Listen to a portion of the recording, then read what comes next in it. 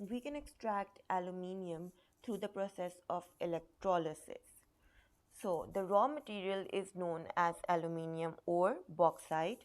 The bauxite is first purified to form aluminium oxide. So, this is the container. Now, this is purified aluminium ore, which is dissolved in molten cryolite. Now, these are the graphite cathodes and these are the graphite anodes.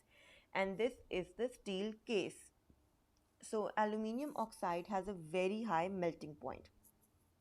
This is why we dissolve it in molten cryolite, producing an electrolyte with a lower melting point as well as a better conductor of electricity than molten aluminium oxide.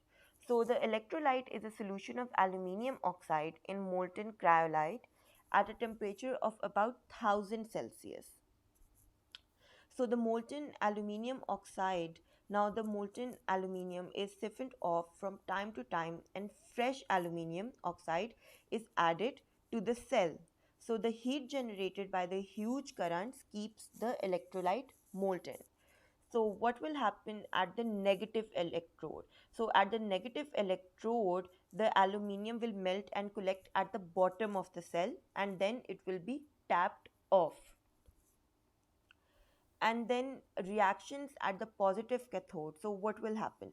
Some of the oxygen will be produced at the positive electrode and then it will react with the graphite.